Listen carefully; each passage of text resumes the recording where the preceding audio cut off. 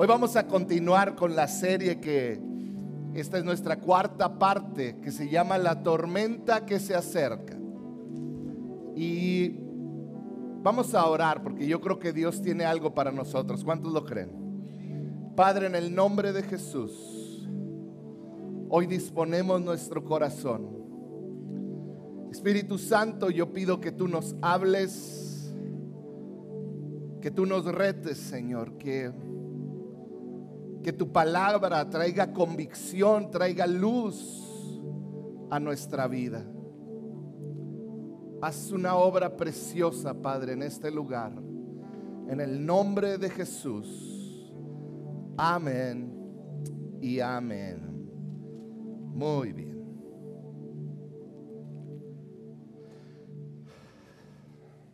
Comenzamos esta serie. Como descansamos la semana pasada, te voy a dar un repaso donde vamos. ¿Estamos bien? Estamos viendo Primera de Reyes, capítulo 16, el final 17, 18, 19 y hasta Segunda de Reyes vamos a llegar, capítulo 2, perdón. Esta serie se llama La tormenta que se acerca. ¿Por qué? Porque tú y yo necesitamos ver, discernir, conocer lo que está sucediendo a nuestro alrededor, que si lo podemos poner en palabras quizá poéticas, es una tormenta social, espiritual, cultural, que está cada vez más acercándose a nosotros. Estamos viendo el inicio de algo que sucedió en Europa, que sucedió en Canadá, que está sucediendo en Estados Unidos. Entonces, mi reto como pastor es que nosotros como iglesia podamos ver la tormenta, estar conscientes que hay una tormenta, que podamos entenderla, por qué está sucediendo, qué es lo que está sucediendo, y que tengamos el coraje y la convicción para enfrentar esta tormenta. Esa es la tormenta que se acerca. Hemos visto términos como el término secularización. ¿Qué quiere decir secularización? Me va a aparecer, si me ayudan los de las slides, no sé por qué no los están poniendo.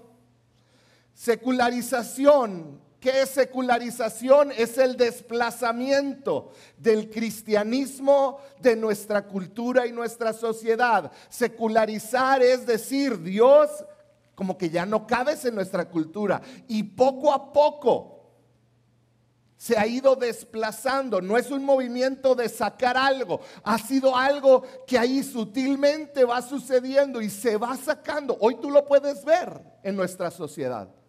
Se está sacando a Dios de nuestra cultura y de nuestra sociedad. Es algo que ya estamos viviendo. Un segundo término que está utilizando estos espíritus satánicos para esta secularización es lo que se conoce como sincretismo. Di conmigo, sincretismo. Acuérdate de la palabra cretino y le pones sin, ¿sí? Sincretismo. ¿Qué quiere decir sincretismo? Es tratar de juntar, tratar de reconciliar lo que Dios quiere con lo que Él prohíbe, lo que Él ama con lo que Él aborrece. Es tratar de decir, no, es que puede existir Dios y esta nueva manera de vivir. Puede existir Dios y que tú actúes de esta manera. Es algo sutil que sucede y que empieza a decirnos, puede haber coexistencia en lo que Dios aborrece y lo que Dios ama. Hemos visto que Pablo nos enseña dónde es nuestra lucha. Nuestra lucha no es con personas. Dios no nos llamó a insultar o a pararnos enfrente de personas y decirles, ¿sabes qué estás? No, Dios no nos llamó a eso. Dice Pablo en Efesios 6:12, inspirado por el Espíritu Santo, dice, nuestra lucha no es, di conmigo, no es contra personas, no es contra seres humanos. Deja que el Espíritu Santo te hable. Nuestra lucha no es contra personas. Tu lucha no es contra tu esposa o tus hijos, no es contra personas que creen de cierta manera o que nos atacan. Dice Pablo, nuestra lucha no es contra seres humanos, sino contra poderes, autoridades, potestades que dominan este mundo de tinieblas, contra fuerzas espirituales malignas en las regiones celestes. Con esto como base empezamos a ver la historia de Elías, Acab y Jezabel. ¿Recuerdan?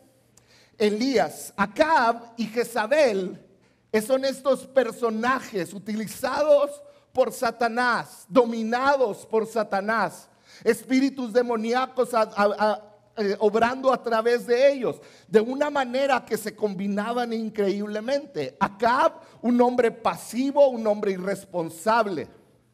Jezabel, una mujer controladora, manipuladora.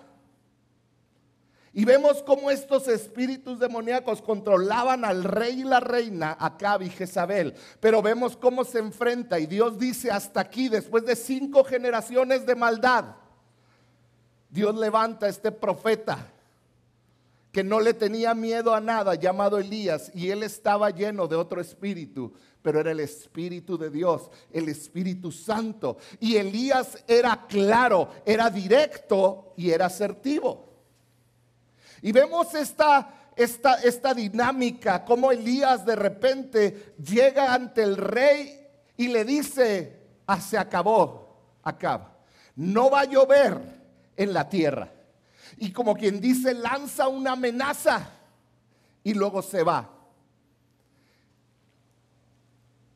Y hablamos de la palabra tolerancia, porque a veces creemos que Dios es tolerante y tendemos a confundir tolerancia con paciencia. Tolerancia no tiene fin, paciencia se termina. ¿Cierto o falso? Dios es paciente con nuestro pecado, no tolerante. Cuando la paciencia de Dios termina, lo que llega es el juicio. Y la Biblia es clara. Entonces, en el Apocalipsis 2:20, en el Nuevo Testamento, encontramos estas palabras de Dios. Dice, sin embargo, tengo en tu contra, hablándole a una iglesia, a la iglesia de Tiatira, tengo en tu contra que toleras, di conmigo toleras a Jezabel, esa mujer que se dice profetiza. Con sus enseñanzas engaña a mis siervos, pues los induce a cometer inmoralidades sexuales y a comer alimentos sacrificados a los ídolos. Vemos que Dios odia el espíritu de Jezabel y el de Acab. Me llama mucho la atención que dice de Acab que era el peor rey que había tenido Israel y los otros habían sido terribles.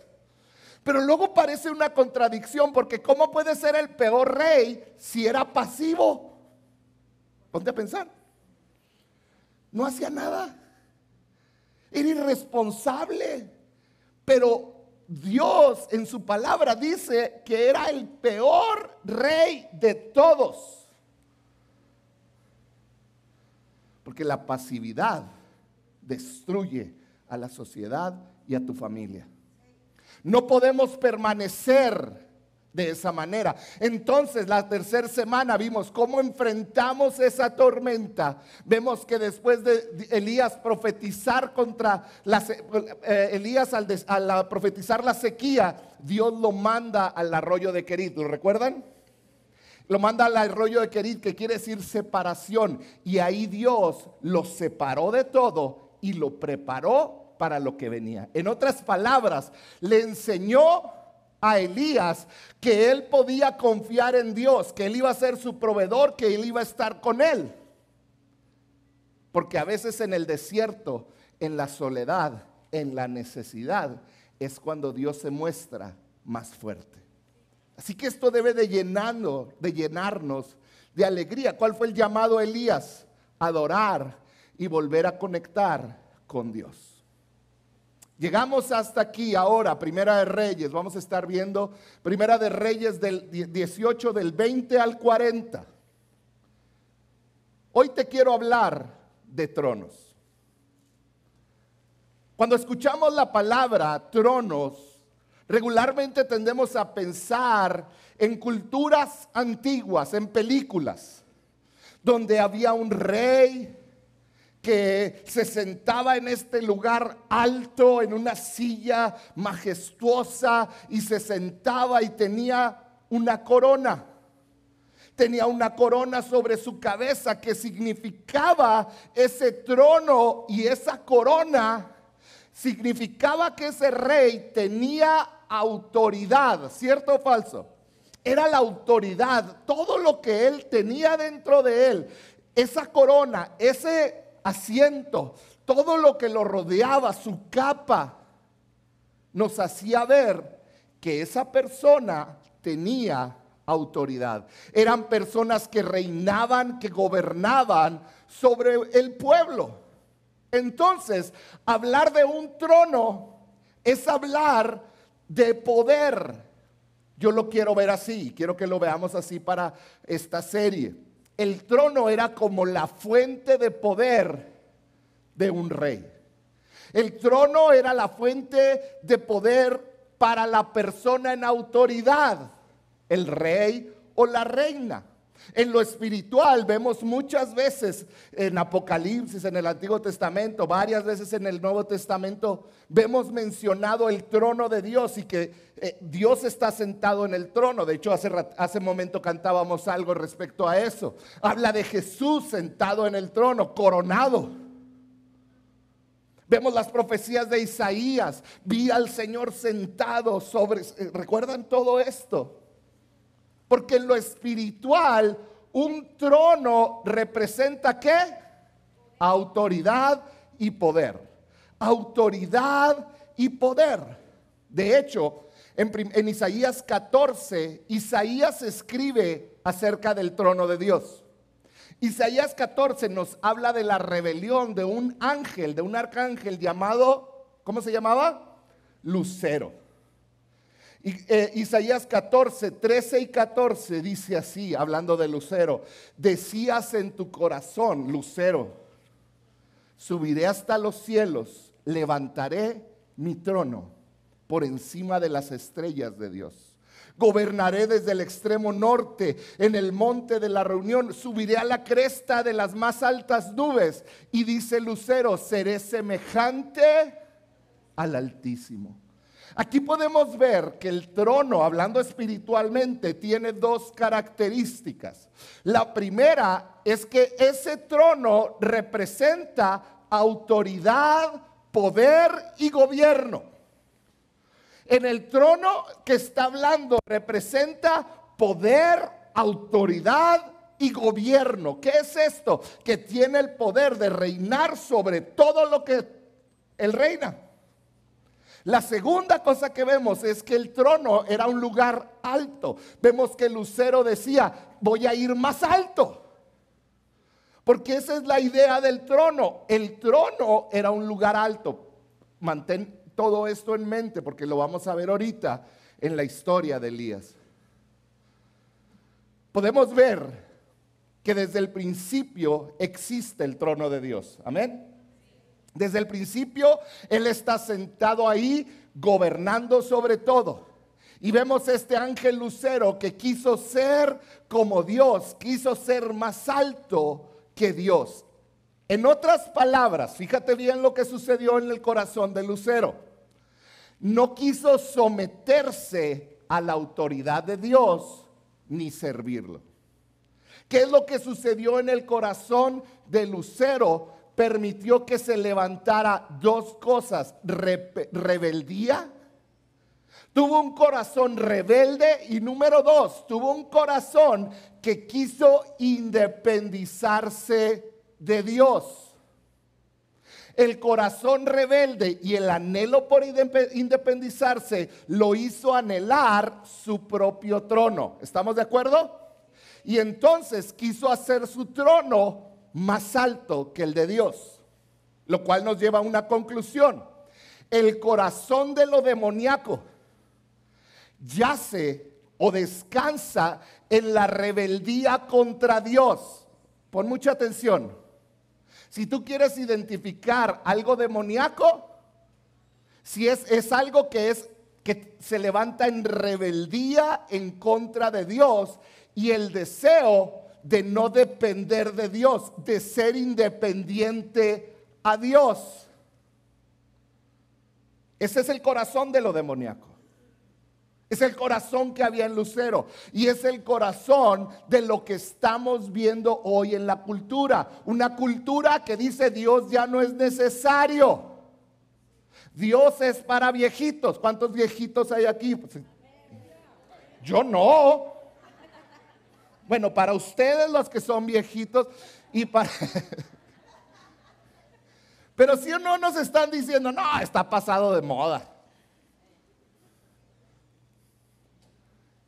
Cualquier persona que se revela a la autoridad de Dios con hechos, palabras o actitudes y anhela una vida independiente a Dios, su raíz es satánica.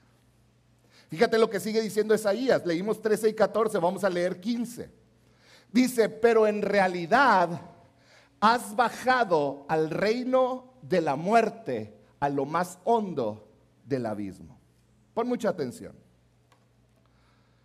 Satanás quería subir más alto que Dios, quería estar en un lugar alto, quería gobernar y ser semejante a Dios, pero ¿qué le sucedió?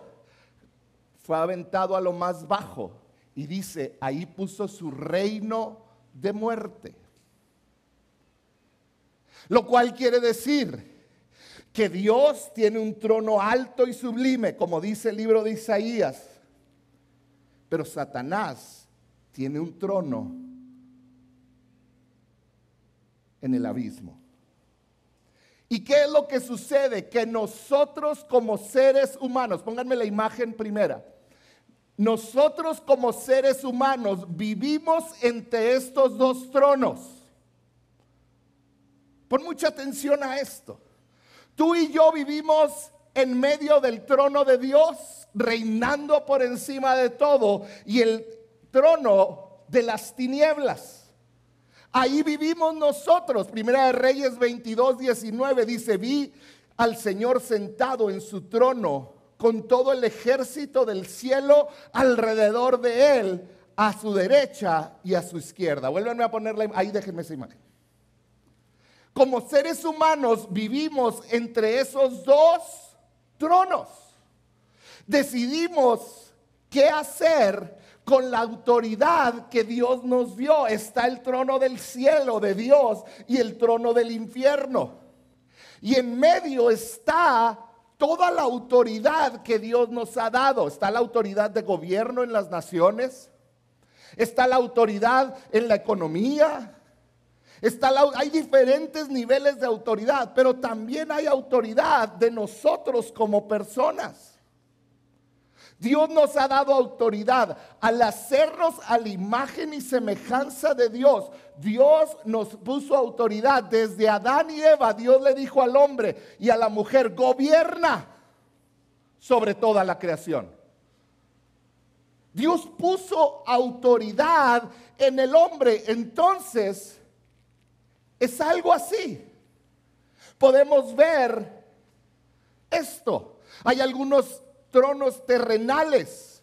Como te decía ahorita, las naciones son una fuente de autoridad. Y un gobernante decide ante qué trono, de qué trono se pone debajo de él. Nuestro presidente Andrés Manuel López Obrador diariamente toma una decisión como persona en autoridad. Joe Biden en Estados Unidos, cada persona en gobierno, aún nuestro presidente aquí en Ciudad Juárez, toman una decisión diaria. Van a estar bajo la autoridad del cielo, bajo la autoridad de Dios, o van a estar bajo la autoridad del infierno. Esa es la decisión que ellos toman. Líderes nacionales, líderes políticos, senadores. Por eso la Biblia dice que oremos por ellos. No dice que los insultemos. Dice que oremos. ¿Por qué? Porque ellos diariamente, con la autoridad que ellos tienen, deciden si estar bajo la autoridad del cielo o bajo la autoridad del infierno. Gobiernos, todos toman esa decisión. Pero también hay otros gobiernos, quizá más pequeños, con menos influencia que un gobierno, como es la educación. Tú y yo sabemos bajo qué reino está la educación en nuestro país. Tratando de meter ideologías, sacando a Dios, metiendo otras cosas. Es claro que la educación en nuestro país está postrada no al reino de Dios. Otro, el entretenimiento. El entretenimiento es otra autoridad. ¿Hacia dónde va? ¿Qué clase de películas hay en el mercado? No sé si te has dado cuenta, pero no hay serie, no hay película que no meta la igualdad de género, la homosexualidad. No hay, aún de niños. Lo cual nos habla hacia qué lado el reino, los que tienen autoridad en el entretenimiento, se están postrando o están adquiriendo su autoridad. La cultura, la economía, todo es lo mismo. Pero si vamos a alta autoridad, más en las familias. Papá, mamá que estás aquí, tú también tienes autoridad. Y cada papá y mamá decide diariamente bajo qué autoridad se rinde.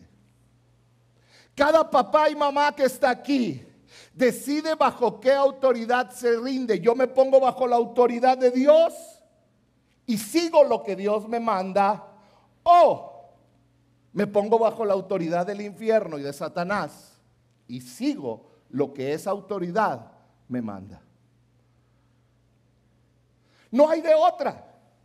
No hay de otra. Todos los días en la tierra hay una batalla en cada autoridad que está en la tierra. Y la definición es esta: traigo el cielo a mi área de influencia. Vamos a hablar de la familia. ¿Cuántos papás y mamás hay aquí? Levanten su mano. ¿Cuántos hermanos mayores hay aquí? Levanten su mano. ¿Cuántos estudiantes hay aquí? Levanten su mano. Ok, les estoy hablando a todos ustedes. ¿Está bien? Todos los días tú decides si traes el cielo al área de autoridad que Dios te puso o si traes el infierno. Así de poderoso es esto. Todos los días, papá y mamá, tú decides si traes el infierno a tu casa o si traes el cielo a tu casa. Hay una batalla en las naciones, países y gobiernos. Pónganme de nuevo la imagen otra. Hay una batalla sobre quién se van a postrar. Hay una batalla en la educación, en el entretenimiento, en la cultura. Pero sabes, todo comienza con la batalla en tu familia, en tu matrimonio. ¿Nos ponemos bajo el trono de Satanás o el de Dios? Son decisiones que tomamos a veces automáticamente, al decidir sin tomar en cuenta a Dios, al decidir y actuar sin pensar en el efecto que va a tener sobre mi familia cada decisión que yo tomo, aunque nadie la conozca, aunque nadie la sepa, aunque esté en lo oculto. Cada día un líder terrenal decide qué reino trae a su área de influencia, ante qué trono se inclina y adora. Y mira, ponme atención. Como mexicanos, hemos llevado consecuencias por decisiones que tomaron nuestros gobernantes. ¿Cierto o falso? Tú no puedes hacer nada con las decisiones que ellos tomaron. ¿Por qué? Porque están en un trono de autoridad. Y eso les permite tomar decisiones. Y tú dices, hijos, por eso me caen gordas los políticos. Tranquilo, no levantes el dedo a apuntar, porque quizás si le preguntamos a tus hijos, dirían, mi papá, que no nos lleva a Dios. Porque cada persona en autoridad tiene la influencia para llevar el cielo a su casa o traer el infierno a su casa. Hoy en día, naciones, gobiernos y gobernantes están tomando decisiones que nos muestra que se están postrando ante el trono de Satanás hacia la influencia demoníaca. Lo vemos en la educación, en el entretenimiento. La otra vez estaba viendo un video. Hoy cada día más y más salen mujeres famosas, famosísimas, que llenan estadios. Y una de ellas están en un estadio y decían, no sé qué pasó, pero ella hizo esto con la mano. Y todas las primeras filas se fueron hacia atrás. Es una bruja conocida, pero llena estadios y los idolatran.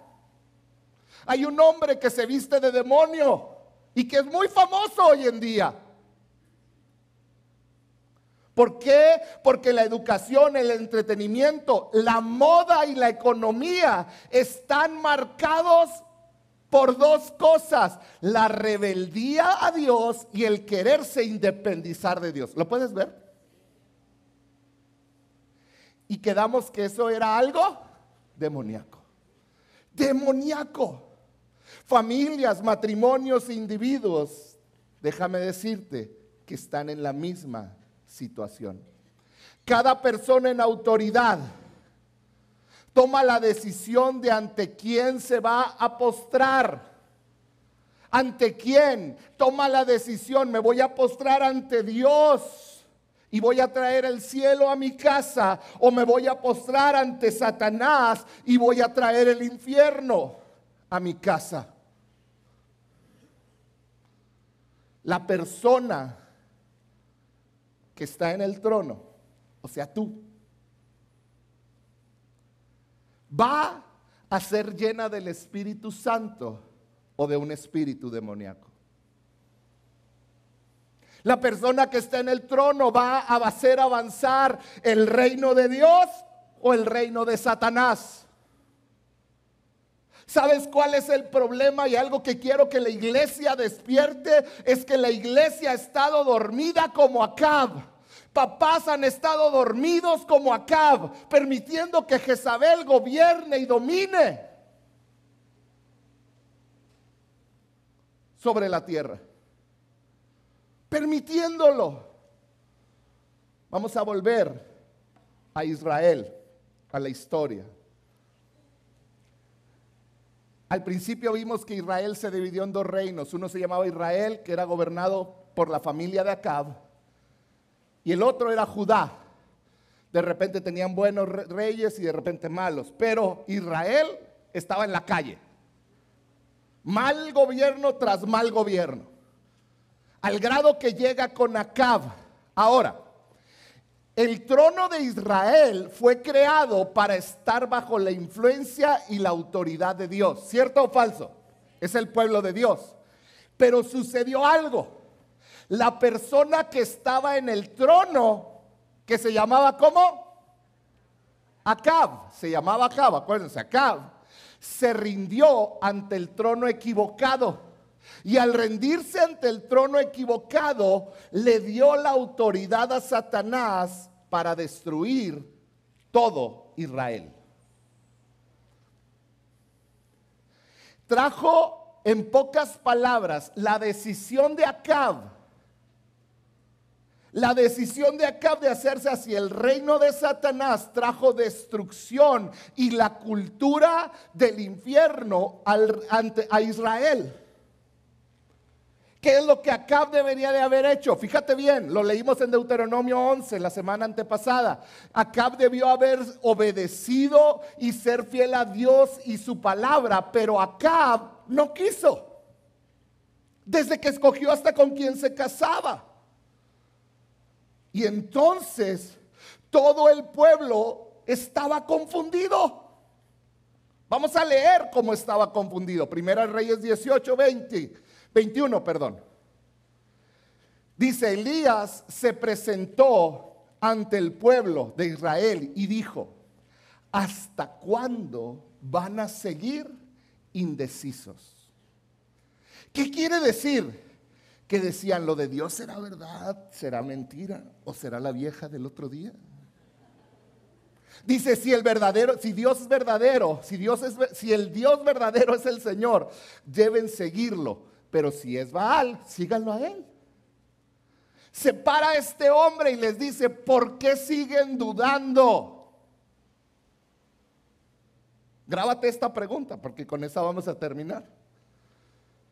Porque la última parte del versículo dijo, el pueblo no dijo ni una sola palabra. Considero que esta es la situación, la condición actual del pueblo de Dios. ¿Por qué lo digo? Por la indiferencia y tolerancia que mostramos ante la tormenta que se nos acerca. Te voy a poner un ejemplo. ¿Estás listo? Te hablé hace 3 semanas del caos en Canadá. ¿Se acuerdan? De una niña, te leí del libro, uno de los libros que estoy utilizando. Si me ponen un slide verde que está ahí. Pocos meses atrás, ya en Estados Unidos, ya no es Canadá, ya está unos metros más cerca, unos kilómetros más cerca. Se autorizó, se votó a favor de la ley SB 5595 en el estado de Washington. Uno de los estados con una de las ciudades más liberales en todo Estados Unidos, que es la ciudad de Seattle. Es una de las ciudades punta de lanza en abortos, en igualdad de género, en la agenda transexual. Se aprobó la ley SB 5595 hace unos meses. Esto está en la página, ahí puedes ver la página del gobierno de Washington. No me lo estoy inventando yo.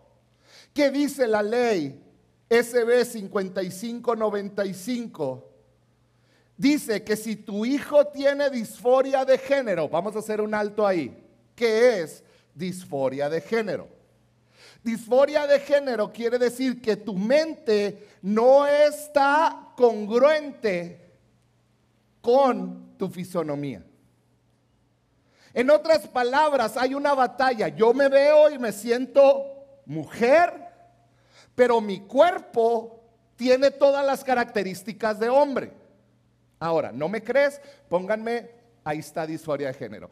Esa definición no la inventé yo, no la inventó un cristiano. Esa la saqué de la página de Planned Parenthood. Para los que no lo saben, son la punta de lanza en abortos. El hombre sufre baños hormonales que lo hacen desarrollar sus características de hombre, y la mujer también. Y está diciendo, el papá tiene que darle bloqueadores de la pubertad. Si es niño y quiere ser niña, tiene que bloquear lo masculino y darle lo femenino. Tiene que darle tratamiento hormonal y comenzar el proceso de cambio de sexo. Eso dice la ley. Si el padre no hace esto, el gobierno, ¿quién? El gobierno, que con su autoridad se postró ante un rey. Dice, el gobierno puede quitar a los padres sus derechos como padres y el Estado los toma. Y tú dices, está muy lejos Seattle, Washington. No, Lo mismo dijeron cuando sucedió esto en Europa, en Canadá, y viene para acá. Días antes de que se votara esta ley, días antes.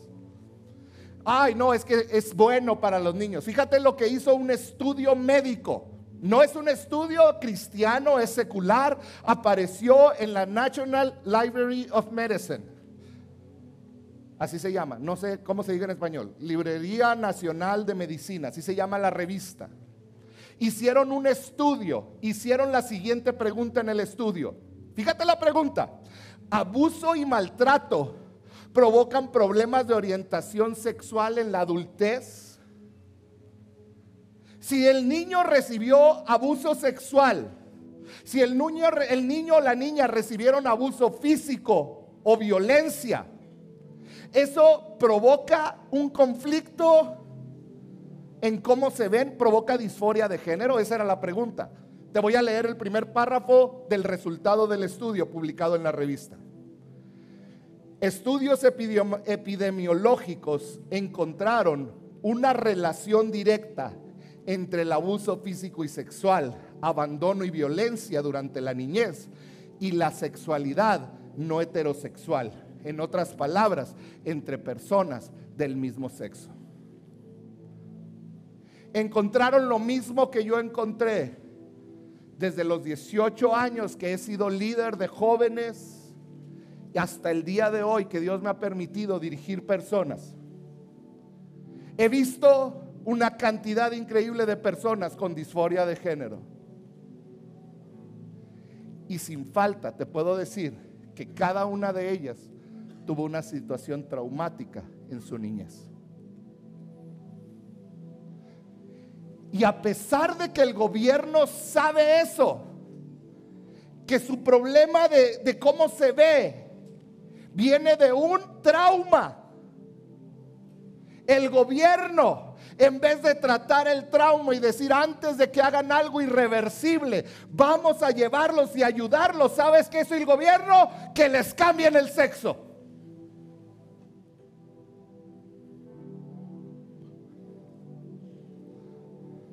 Que les cambien el sexo. Lo que sienten es más importante que lo que son. En vez de proporcionar apoyo y ayuda que necesitaban, el gobierno decidió hacerlo demoníaco y decir: lo correcto es que cambies de sexo, es que un niño decida qué es lo que quiere ser. Volvamos a la historia. Primera de Reyes 20. Acab convocó en el monte Carmelo a todos los israelitas y a los profetas. Para que lo sepas, el monte Carmelo era considerado el trono de Baal. Era un lugar alto donde los sacerdotes iban y conectaban con Satanás mismo, con Baal. Y de ahí obtenían su fuerza para gobernar. Era el lugar de reunión con los espíritus malignos. Y ahí fue Elías a buscar pleito. Guiado por el Espíritu Santo les dijo: nos vemos en el monte Carmelo, ahí donde está su fuente de autoridad. Dijo Elías, se presentó ante el pueblo después de decirles esto y les dijo: ¿hasta cuándo van a seguir indecisos? Si el Dios verdadero es el Señor, deben seguirlo, pero si es Baal, síganlo a él. El pueblo no dijo ni una sola palabra. Elías dejó algo bien claro, iglesia: ¿es blanco o es negro? No hay grises. No debe de haber indecisión. No, es que si hay cosas que me hacen sentido y pues yo no soy ni tan duro, pero pues tampoco permisivo. Yo estoy ahí en medio. ¿Sabes cómo se llama eso? Sincretismo. Tratar de reconciliar lo que Dios ama con lo que Dios aborrece. ¿Te acuerdas? No hay puntos medios.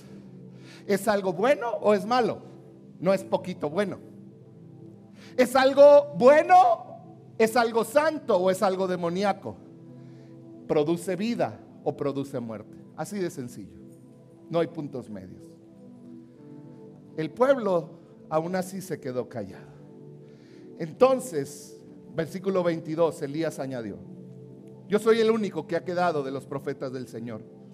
En cambio, Baal cuenta con 450 profetas, y por si no lo sabes, otros 400 de Acera.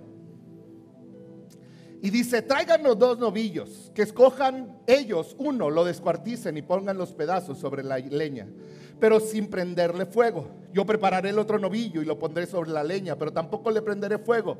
Entonces invocarán ellos el nombre de su Dios, de Baal, y yo invocaré el nombre del Señor. El que responda con fuego, ese es el Dios verdadero. Y todo el pueblo estuvo de acuerdo. Oh, está bueno el espectáculo. Entonces Elías dijo a los profetas de Baal: ya que ustedes son tantos, 850, escojan uno de los novillos y prepárenlo primero. Invoquen luego el nombre de su Dios, pero no prendan fuego. Los profetas de Baal, versículo 26, tomaron el novillo que les dieron y lo prepararon e invocaron el nombre de su Dios desde la mañana hasta el mediodía. Baal, responde, nos gritaban mientras daban brincos alrededor del altar que habían hecho, pero no se escuchó nada, pues nadie respondió. ¿Quién respondió?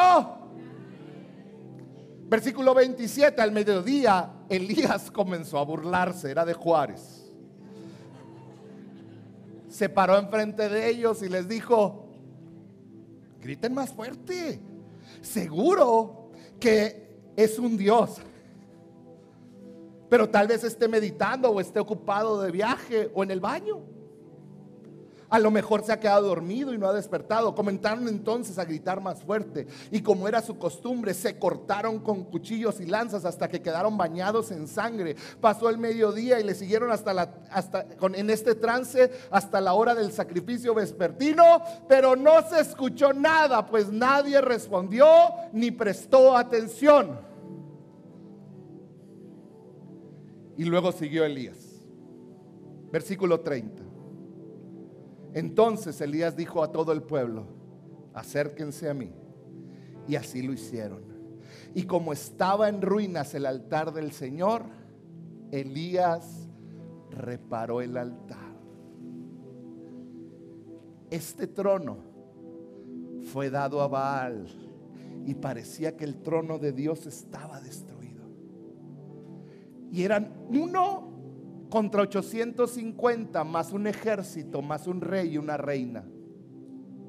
Estaba totalmente todo en contra de Elías, pero Elías tenía a Dios y reparó el altar. Iglesia, es nuestro tiempo que reparemos el altar de Dios. Elías lo reparó, con las piedras construyó un altar en honor al Señor. Y alrededor cavó una zanja en la que cabían 2 sets de semillas. Colocó la leña y descuartizó al novillo. Puso los pedazos sobre la leña y dijo: llenen el agua a 4 cántaros y vacíenlos sobre el holocausto y la leña. Luego dijo: vuelvan a hacerlo. Les echó mucha agua. Háganlo una vez más, les ordenó, y por tercera vez vaciaron los cántaros. El agua corría alrededor del altar hasta llenar la zanja. A la hora del sacrificio vespertino, el profeta Elías dio un paso adelante y oró así. Oró. No fue y peleó, oró. Porque él reconoció: nuestra guerra no es contra personas.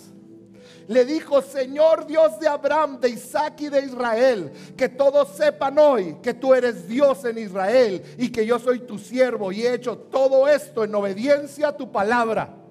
Respóndeme, Señor, respóndeme, para que esta gente reconozca que tú, Señor, eres Dios y estás haciendo que su corazón se vuelva a ti. Elías reconstruyó el altar, el trono de Dios, y le dijo: Señor, esto es tuyo. Siguiente versículo, versículo 38. En ese momento, ¿cuándo? Cayó el fuego del Señor y quemó el holocausto, la leña y las piedras y el suelo, y hasta lamió el agua de la zanja.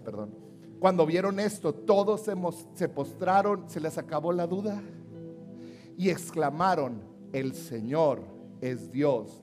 El Señor es Dios. Luego Elías ordenó: agarren a los profetas de Baal, que no escape ninguno. Tan pronto como los agarraron, Elías hizo que los bajaran al arroyo de Quizón y ahí los ejecutó. Ahí los mató. Y ahí termina nuestra historia del día de hoy. Hoy quiero terminar diciéndote que necesitamos hombres y mujeres valientes, llenos del Espíritu Santo, que se paren frente a la maldad y oren y adoren al Señor. Nuestra lucha no es contra carne ni sangre. Nuestra lucha es espiritual.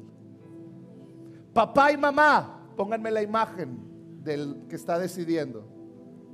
Dios te dio autoridad sobre tu familia. ¿Bajo qué autoridad? ¿Bajo la autoridad de qué trono estás? ¿Bajo la autoridad de qué trono está tu vida? Está tu familia. ¿Hacia quién estás rindiendo tu autoridad, tu reinado? Es tiempo de volver nuestro corazón a Dios. Hoy la pregunta para nosotros sigue siendo la misma. ¿Hasta cuándo van a seguir indecisos? Les dijo Elías, inspirado por el Espíritu Santo. ¿Hasta cuándo van a seguir dudando si agradaran, si Dios está fuera de moda o no? ¿Hasta cuándo vas a seguir yendo de aquí para allá? Cuando se trata de tu placer, poniéndote bajo el reino de Satanás. Y los domingos en la iglesia, ¿hasta cuándo van a seguir indecisos sin escoger su posición y seguir adelante? Iglesia, se acerca una tormenta y no podemos vivir en medio, no podemos vivir conciliando lo que Dios ama con lo que Dios aborrece. Hoy el llamado es: decide a quién vas a seguir, decide cómo vas a guiar a tu familia. Tú tienes esto en tu cabeza. Cada uno de ustedes son influencia en algún área. ¿Vas a guiar lo que Dios te dio a lo demoníaco o a Dios? Elías lo dijo: no hay más opciones. Dejen de estar indecisos. ¿Por qué no cierras tus ojos?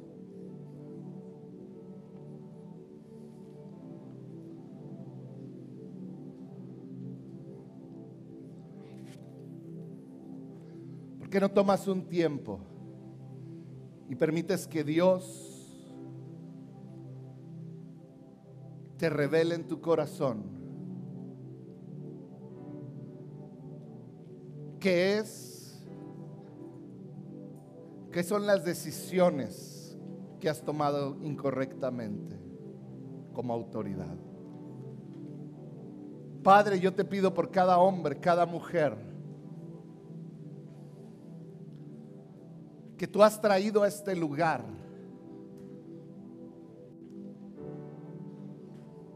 para que tú le hablaras. Tu palabra es tan clara. No hay un punto medio.